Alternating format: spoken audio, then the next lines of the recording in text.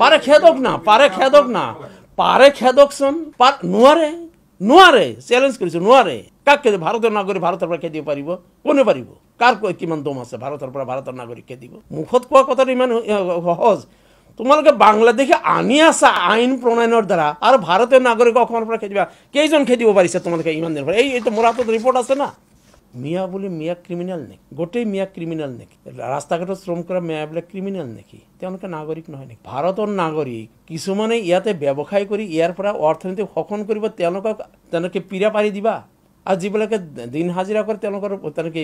খেদিবা এইটো কেনেকুৱা কথা এইবিলাক দিন হাজিৰা কৰা মানুহ উজনি অসমত যদি কোনোবা মিয়া আছে কাৰোবাৰ ঘৰত হালোৱা কাটিছে কাৰোবাৰ দোকানত কাম কৰিছে কোনোবাই ৰাস্তাত কাম কৰিছে কাৰোবাৰ পথাৰত কাম কৰিছে এই কাম কৰা মানুহ ব্যৱসায়টো নাই অৰ্থনৈতিক টনকিয়াল কৰা সম্প্ৰদায়টোক তোমালোকে সদায় অত্যাচাৰ কৰিবা আৰু অৰ্থনৈতিকভাৱে শোষণ কৰা মানুহখিনিক বৰপীড়া পাৰি দিবা এইটো কেনেকুৱা নীতি কেনেকুৱা জাতীয়তাবাদ জাতীয়তাবাদ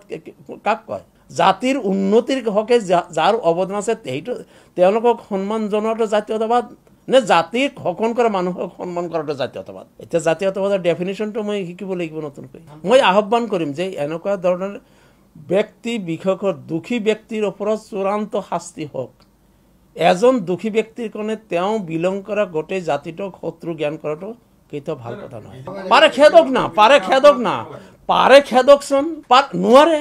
নোৱাৰে চ্যালেঞ্জ কৰিছো নোৱাৰে কাকে ভাৰতৰ নাগৰিক ভাৰতৰ পৰা খেদিব পাৰিব কোনে পাৰিব কাৰ কিমান দম আছে ভাৰতৰ পৰা ভাৰতৰ নাগৰিক খেদিব মুখত কোৱা কথাটো ইমান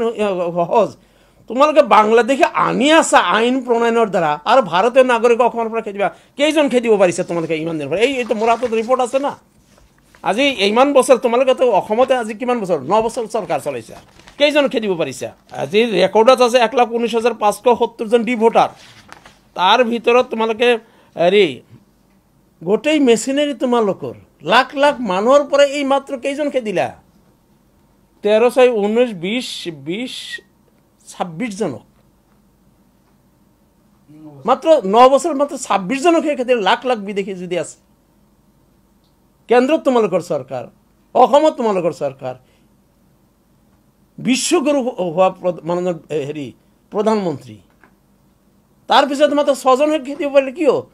কোন আইনে বাধা দিছে তোমালোকক কোনটো আইনে বাধা দিছে বিদেশী খেদাৰ কাৰণে তোমালোকে মাত্ৰ এইটো মই কোৱা কথা নাই সৰকাৰে দিয়া তথ্য মোৰ প্ৰশ্নেৰ উত্তৰ সৰকাৰ দিয়া তথ্য গতিকে খেদিম বলি যে অসমৰ পৰা খেদিম বলি এই খোৱা কথাৰ মুখত বহুত কথাই ক'ব পাৰি সকলো সম্প্ৰদায়ৰ মাজতে আছে মই এইটো কথা কেতিয়াও মানি নলওঁ যে অকল মিয়া সম্প্ৰদায়ৰ মাজত এই ৰেপিষ্ট আছে এই কথাটো মই মানে ক্ৰিমিনেল মই দেখলো তো ক্ৰিমিনেল ক্ৰাইমৰ ৰেট দেখলো ডিব্ৰুগড়ত দেখোন গোৱালপাৰাতকৈ বেছি ক্ৰাইম ৰেট